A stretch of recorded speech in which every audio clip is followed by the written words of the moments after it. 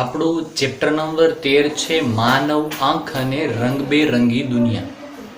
બે શબ્દોને એક સાથે એટલા માટે જોડ્યા કેમ કે આપણી આસપાસની અંદર જે કલરફુલ દુનિયા છે ને એ આપણે આપણી આંખ વડે મહેસૂસ કરી શકીએ, એટલે કે જાણી શકીએ કે જોઈ શકીએ.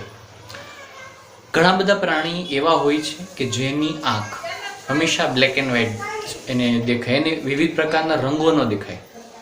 તો મનુષ્ય એમાંનું એક એવું પ્રાણી છે કે જેને હંમેશા બધું રંગબેરંગી દેખાય. હવે આપણે સૌથી પહેલાં શરૂઆત કરશું આંખથી, કે આંખ છે ને એ રંગબેરંગી દુનિયાને કઈ રીતે જોઈ શકે છે. આપણી જે આંખ છે ને આ ભાગ, તો એની અંદર આખો આવી રીતે આમ ગોળ બ્લેક ડોળો હોય છે. એનો નાનકડો એવો ભાગ ખાલી પાપણની બહારના ભાગમાં આપણને જોવા મળે.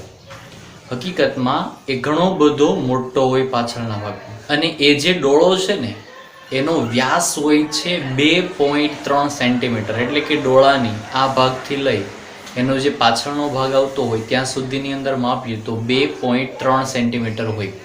અને આંખ એક એવું અંગ છે કે જે ઓબ્વિયસલી જેમ માણસની ઉંમર વધે ને એમ એનું કદ વધતું નથી, મોટે ભાગે એમનેમ રહી છે, બરોબર. હવે સૌથી પહેલાં આપણે શરૂઆત કરશું આંખના નાના નાના ભાગથી, એટલે કે એમાં કયા ભાગ આવે છે આંખની બહારથી લઈ અને અંદર સુધી, કે એની અંદર કેવી કેવી સિસ્ટમ હોય છે. તો આંખ છે તો આંખની આ પાપણ આવે. પાપણ છે ને એની એક્ઝેક્ટ નીચે અહીંયા તમે આંખને અડો ને એટલે એક પ્રકારનું ત્યાં લેયર હોય, એટલે કે એક પડદો હોય આડો, એક પારદર્શક હોય જેની આરપાર જોઈ શકાય તેવું કાચ જેવું હોય. એ જે આંખની સૌથી બહારનો ભાગ કહેવાય છે, કે આપણે આંખને અડીએ ત્યારે જે એક પડદાને અડી શકીએ છીએ અંદરના ભાગમાં, તો એને કહેવાય છે પારદર્શક પટલ. પારદર્શક પટલ એટલે આંખની સૌથી બહારનો ભાગ, કે જેના વડે બહારના જે કિરણો છે કોઈ વસ્તુ પરથી આવતા કે સૂર્યમાંથી આવતા કે પછી લાઇટના, તો એ આપણા આંખની અંદર એન્ટર થાય તો સૌથી પહેલાં એ પારદર્શક પટલની અંદરથી પસાર થાય અને આગળ જાય. તો પહેલો લેયર થઈ ગયું પારદર્શક પટલનું. પારદર્શક પટલ છે જોઈ નથી શકાતું, તમે એને સ્પર્શો તો સ્પર્શી શકાય છે. એની પછીના ભાગમાં, એટલે કે એના પછીના બીજા સ્ટેપની અંદર આવે છે ગોળ ભાગ, જેને આપણે કહીએ છીએ કીકી. જો હું તમારી આંખમાં જોઉં કે તમે મારી આંખની અંદર જુઓ કે તમે બીજા કોઈ પરની આંખની અંદર જુઓ, તો તમને બે બ્લેક કલરના ગોળ ભાગ દેખાય છે, એમને કહેવામાં આવે છે કીકી. દુનિયાની અંદર કીકી છે ને મુખ્યત્વે એ 3 રંગની હોય. એક હોય છે બ્લેક એટલે કે કાળી, બીજું હોય છે ભૂરી, અને ત્રીજું હોય છે બ્લુ. બ્લુ ઓબ્વિયસલી બહુ ઓછા લોકોની અંદર હોય છે, મોટે ભાગે તે ભૂરી અને બ્લેક જોવા મળે છે. હવે એ જે કીકી છે ને એ શું કામ કરે છે? તો કીકી સૌથી પહેલા તો એ આંખની એક દ્રષ્ટિએ રક્ષા કરે. તો આપણને એમ થાય એ વળી કેવી રીતે? તો કીકી છે ને એ નાની અને મોટી થાય. તો સમજો, હું તમને ઉદાહરણ આપું. જ્યારે આપણે એવી જગ્યા પર જઈએ કે જ્યાં ઘણો બધો પ્રકાશ હોય, ઉદાહરણ રૂપે કોઈ ફોક્સ હોય, કે આપણે આકાશમાં જોવાની કોશિશ કરીએ, કે વધુ પડતો તડકો આવતો હોય ત્યાં જોવાની કોશિશ કરીએ, કે કોઈ હાઈલાઇટ હોય, મતલબ વધારે પડતો પ્રકાશ આપતો કોઈ પદાર્થ હોય ત્યાં જોવાની કોશિશ કરીએ, તો જ્યારે કોઈ પ્રકાશમાન વધુ પ્રકાશ આપતી વસ્તુની સામે જોવાની કોશિશ કરીએ ને ત્યારે પ્રકાશ એક સામટો એક સાથે ઘણો બધો જથ્થામાં આપણી આંખમાં જાય, તો કીકી છે ને નાની બની જાય. હવે આપણને એમ થાય આવું કેમ થયું? આવું એટલા માટે થાય કેમ કે જો અતિશય વધુ પડતો પ્રકાશ સતત આપણી આંખની અંદર જાય તો આંખને નુકસાન થાય. તો આવું નુકસાન ન થાય એટલા માટે કીકી છે એ નાની બને. પછી જેવા આપણે એવા સ્થાન પર આવીએ કે જ્યાં પ્રકાશ ખૂબ ઓછો હોય, દાખલા તરીકે સાધારણ રૂમ, બરાબર, કે હોલ, તો એની અંદર આવશું એટલે એ કીકી ફરીથી મોટી થઈ જશે. તમે એક વાત અનુભવી હશે, સમજો, એકદમ પ્રેક્ટિકલ વસ્તુ, કે ધારો કે તમે આકાશની અંદર જોયું કે કોઈ ગ્રહણની ઘટના થતી હતી તમારાથી જોવાઈ ગયું, કે પછી તમે આકાશની અંદર કોઈ કારણોસર જોઈ લીધું, તો એક્ઝેક્ટલી એ વખતે તમારી જે કીકીઓ નાની બની ગયેલી હોય. હવે તમે જેવા રૂમની અંદર આવશો ને તુરંત એટલે તમને અંધારા આવવા મળશે, મતલબ તમને કશું દેખાશે નહીં. તો આવું કેમ થયું હોય? આવું એટલા માટે થયું કારણ કે તમે જ્યારે આકાશમાં જોયું એ સમય દરમિયાન કીકીઓ નાની બની ગઈ હતી. તમે ઝડપથી આવીને રૂમની અંદર જોયું તો કીકી થોડા સમય માટે નાની એ નાની જ રહી, એટલે તમને અંધારા આવે, પછી કીકી ધીમે ધીમે ધીમે ધીમે મોટી થઈ જાય, એટલે ફરી પાછું નોર્મલી જેમ સૂઝતું હોય, જેમ દેખાતું હોય એમ દેખાવા લાગે. બરોબર? તો આ વાત રહી કીકીની. તો હવે પહેલો સવાલ એ થાય કીકી બાબતે, તો એ કીકીને નાની મોટી કોણ કરે છે? તો હું તમને એ વાત કહું કે જે કીકી છે ને ગોળ, એમની ફરતે અમુક પ્રકારના સ્નાયુ જેવી રચના હોય, તો એને કહેવાય છે કનિનિકા, અથવા ઇંગ્લિશમાં એને કહેવાય છે આઇરિસ. તો આ આઇરિસ કે કનિનિકા છે ને, એ જે આપણી આંખની કીકી છે ને નાની અને મોટી કરવાનું કામ કરે. આ વાત થઈ કીકીની. તો કીકી ગોળ હોય અને એમની ફરતે ઘણી બધી કનિનિકાઓ હોય, દોરી ટાઈપની રચના. આપણે ઇમેજિન કરી શકશું કે દોરી ટાઈપની જે રચના છે એ કીકીને નાની અથવા મોટી કરવાનું કામ કરે. હવે એવી કીકી છે ને એના પછી એક જેમ બિલોરી કાચ હોય, અથવા તો એને આપણે કહીશું બહિર્ગોળ લેન્સ. બિલોરી કાચ હોય. બિલોરી કાચ તમે જોયો હશે, વચ્ચેના ભાગમાંથી પહોળો હોય, સાઈડની અંદર આવતા એ સુકડાઈ જાય, એટલે કે પતલો થઈ જાય.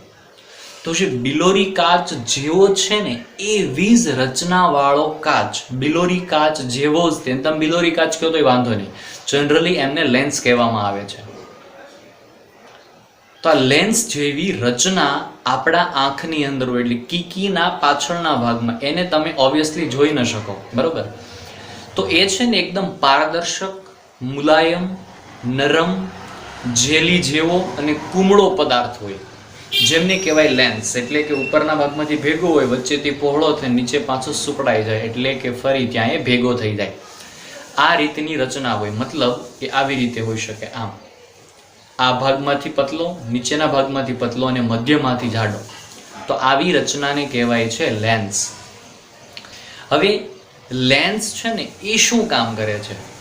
તો હું તમને કહું કે લેન્સ એ હંમેશા જાડો થવાનું અને પતલો થવાનું કામ કરે. હવે આવું શા માટે કરે? કેમ કે તમે જે દ્રશ્યો જુઓ છો બહારના ભાગમાંથી, એને આંખની અંદર પાડવાના હોય. આંખમાં પાછળ એક પટલ આવે, જેના વિશે હું પાછળ વાત કરીશ.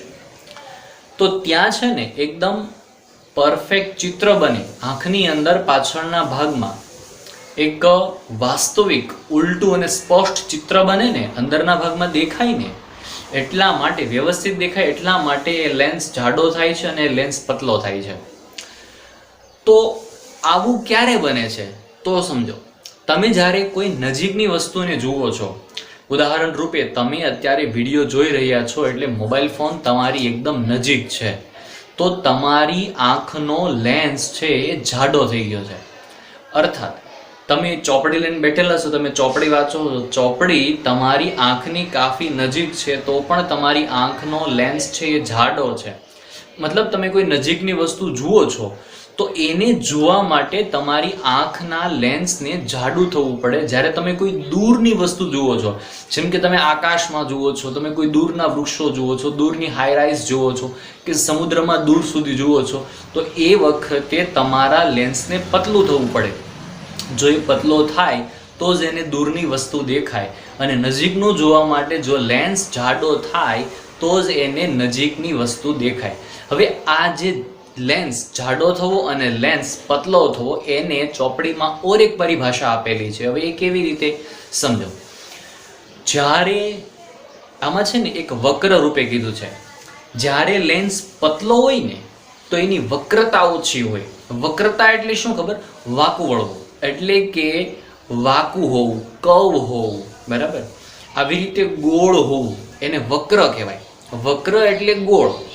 જો લેન્સ જેવો પતલો છે ને તો એ સીધો છે, આવી રીતે આમ, તો એ વખતે વક્રતા ઓછી કહેવાય. જેવો લેન્સ જાડો બનશે ને એટલે આમ ગોળાકાર આવો, ગોળ ભાગ થયો, એટલે એની વક્રતા વધી એમ કહેવાય. હવે આને આસાનીથી એમ સમજી શકશો આપણે, લેન્સ પતલો હોય ને તો એ સીધો હોય, મતલબ એ વક્ર નથી, એ ગોળ નથી, એ ગોળ નથી, એ વક્ર નથી, એટલે એની વક્રતા ઓછી એમ કહેવાય. જ્યારે લેન્સ જાડો બનશે આમ, તો એની ગોળાઈ વધી ગઈ. જો અહીંથી આમ એક ગોળાઈ વધી ગઈ, અહીંથી આમ એક ગોળાઈ વધી ગઈ, અર્થાત એની વક્રતા વધી. વક્રતા એટલે ગોળાઈ. લેન્સ સીધો છે, ગોળાઈ ઓછી, વક્રતા ઓછી. લેન્સ જાડો થયો, ગોળાઈ વધી, વક્રતા વધી, બસ આવી રીતે. હવે આમાં ઓર એક શબ્દ વાપરેલો છે કે જ્યારે જ્યારે લેન્સની વક્રતા વધે છે તો કેન્દ્ર લંબાઈ ઘટે છે, અને વક્રતા ઘટે છે તો કેન્દ્ર લંબાઈ વધે છે. ચલો, આના બાબત ઉપરથી આપણને ઓર એક સવાલ થાય કે લેન્સ છે ને એને જાડો અને પતલો કરવાનું કામ કોણ કરે? તો સમજજો, આ જે લેન્સ હોય ને ગોળ, તો લેન્સની ઉપરના ભાગમાં અને નીચેના ભાગમાં એક ચોક્કસ પ્રકારના સ્નાયુઓ હોય. એ સ્નાયુને કહેવામાં આવે છે સિલિયરી સ્નાયુ. તો આ સિલિયરી સ્નાયુ છે આંખના લેન્સને જાડા કરવામાં અને પતલો કરવાનું કામ કરતા હોય છે. તમે આકૃતિની અંદર જોઈ શકો છો કે એ કેવી રીતે કામ કરે છે, બરોબર? તો આ વાત થઈ લેન્સની, અને લેન્સને ગુજરાતી ભાષામાં નેત્રમણી પણ કહેવાય. પરંતુ જો તમે નેત્રમણી શબ્દ ન વાપરો અને એના સ્થાન પર જો તમે લેન્સ એવો શબ્દ વાપરો તો પણ ચાલે. આપણા આંખનો ડોળો જ્યાં પૂરો થાય છે, જેમ કે અહીંયા આ પૂરું થાય છે મતલબ દિવાલ આવી ગઈ, એવી જ રીતે આપણા આંખનો ડોળો એક્ઝેક્ટલી જે સ્થાન પર પૂરો થાય ને ત્યાં પાછળના ભાગમાં એક પડદો હોય, જે તમને આકૃતિની અંદર આપેલો છે. એક ઘણા બધા કોષોથી બનેલો એક પડદો હોય, એકદમ પતલો હોય, એકદમ આછો હોય, એકદમ નાજુક હોય, એકદમ સંવેદનશીલ હોય, એકદમ સેન્સિટિવ હોય. એટલે આપણા આંખનું સૌથી અગત્યનું અંગ બી માની શકાય કે જ્યાં પ્રતિબિંબ રચાતું હોય. ઉદાહરણ રૂપે તમે આ વિડીયો જુઓ છો તો એક્ઝેક્ટ ફોનનું, મારું, આકૃતિનું, બધાયનું પ્રતિબિંબ હુબહુ તમારા આંખની અંદરના ભાગમાં પડતું હોય. તમે એને એક ઉદાહરણ લો, તમે ફિલ્મ જોવા માટે જાઓ છો એ વખતે તમને ખબર છે કે ઉપરનું જે પ્રોજેક્ટર છે ને એ પાછળના ભાગમાં હોય, તો એમાંથી પ્રકાશ આવતો હોય, અને બહારના ભાગના સામેમાં પડદો હોય. ત્યાં પડદા પર એ પ્રકાશ પડતો હોય અને તમને ફિલ્મ દેખાતી હોય. એવી જ રીતે બહારની દુનિયા એટલે પ્રોજેક્ટર, એમાંથી પ્રકાશ આવે અને પાછળનો પડદો હોય ને ત્યાં ચિત્રો પડતા હોય. સમજો કે તમે શેરીની અંદર ગયા તો શેરીમાં બાળકો રમે છે, કોઈ દૂધવાળો વ્યક્તિ આવ્યો છે, કે કોઈ સોસાયટીની અંદર કોઈ વેચવા માટે ફેરીઓ આવેલો છે, કે શાકભાજીવાળી વ્યક્તિ આવેલી છે, કે પછી કોઈનું અવર જવર થાય છે. તો આ બધાયના ચિત્રો તમારા આંખના પાછળના પડદા પર પડે. એ પડદાને કહેવામાં આવે છે નેત્રપટલ. નેત્રપટલ છે ને એમના પર બે પ્રકારના કોષો હોય છે. એક હોય છે દંડકોષો અને બીજા હોય છે શંકુ કોષો. હવે દંડકોષો અને શંકુ કોષો છે, બંનેનું કામ શું કરે? તો સૌથી પહેલા દંડકોષોનું કામ હું તમને કહું. દંડકોષો છે ને એ પારખે છે કે પ્રકાશ વધુ છે કે ઓછો છે, એટલે કે સ્પષ્ટ દેખાય છે કે ઝાંખું દેખાય છે. તો એ પ્રકાશની, દ્રશ્યની, કે પછી તમે જે જુઓ છો એની સ્પષ્ટતા નક્કી કરે. મતલબ ઝાંખું દેખાય છે કે વ્યવસ્થિત દેખાય છે, આ કામ કરે છે દંડકોષો. એ પારખે છે દંડકોષો. હવે જે શંકુ કોષો છે એ શું કામ કરે? શંકુ કોષો આમતોર પર સળી આકારના હોય. શંકુ કોષો છે ને એ કલર પારખવાનું કામ કરે. ઉદાહરણ રૂપે મેં બ્લુ ટાઈપ શર્ટ પહેરેલો છે, એમની અંદર વ્હાઈટ પટ્ટી છે, કે પછી બાજુમાં જે આકૃતિ છે એમાં અલગ અલગ રંગ છે, કે પાછળની જે દિવાલ છે એમાં વ્હાઈટ રંગ છે, કે તમારા પરિવારની અંદર દરેકે અલગ અલગ કપડાં પહેરેલા છે, કે પછી અલગ અલગ વસ્તુઓનું સુશોભન તમે તમારા ઘરમાં કરેલું છે, કે પછી ફર્નિચરની અંદર અલગ અલગ રંગ છે, કે પછી તમે બહારના ભાગમાં શેરીમાં જાઓ છો ત્યાં દરેકે અલગ અલગ રંગના મકાન રંગેલા છે. તો એ રંગ પારખવાનું કામ છે એ સળી આકારના જે કોષો છે કે પછી શંકુ આકારના કોષો છે એ કરે છે. એટલે કે અહીંયા નેત્રપટલનું કામ પૂર્ણ થાય છે. હવે નેત્રપટલ પર જે દ્રશ્ય બને ને એ દ્રશ્ય છે ને એમાંથી એક તરંગ ઉત્પન્ન થાય, અથવા તો એક પ્રકારનો વિદ્યુત સંદેશો કહી શકાય. જેવી રીતે આપણા ઘરે લાઇટ છે એ એક વાયરમાંથી પસાર થાય છે, બટ આપણે એને જોઈ શકતા નથી. એવી જ રીતે તમારું જે નેત્રપટલ છે ડોળાના એકદમ પાછળના ભાગમાં, તો એ નેત્રપટલ પર જે પ્રતિબિંબ રચાણું ને એ પ્રતિબિંબમાંથી એક વિદ્યુત સંદેશો તૈયાર થાય. એ વિદ્યુત સંદેશો તૈયાર થઈ જાય છે. ત્યાર પછી આ વિદ્યુત સંદેશો એક પ્રકારના દોરડા જેવી રેખા, દોરડા જેવી રચના, જેને ચેતા કહેવાય, એ આંખમાંથી નીકળે છે. એટલે આપણે એને નામ આપશું દ્રષ્ટિ ચેતા. તો એ ત્યાંથી દ્રષ્ટિ ચેતા વડે સીધું મગજમાં જતું રહે, અને મગજ એને નિહાળે કે એમાં શું દેખાય છે, કે શું વસ્તુ છે, કે સામે આવેલ વ્યક્તિ કોણ છે, એ કેવી છે, એ કેવી દેખાય છે, એનું કદ કેટલું છે. આ બધી વસ્તુ મગજ છે એ અંતિમ નક્કી કરે. હવે અંતિમ એક વાત, કે મેં શરૂઆતમાં એમ કીધું હતું કે આપણી આંખમાં સૌથી બહારના ભાગમાં એક પારદર્શક આછો એવો પડદો હોય છે, આછો એવું લેયર હોય છે, જેને કહેવાય છે પારદર્શક પટલ. એટલે કે તે પારદર્શક પટલ અને એની પાછળ કીકી અને એની પાછળ લેન્સ. તો આ લેન્સ છે અને આગળના ભાગમાં પારદર્શક પટલ છે. તો આ બંને અંગોની વચ્ચે એક રસ ભરેલો હોય. એ રસને કહેવામાં આવે છે તરલ રસ.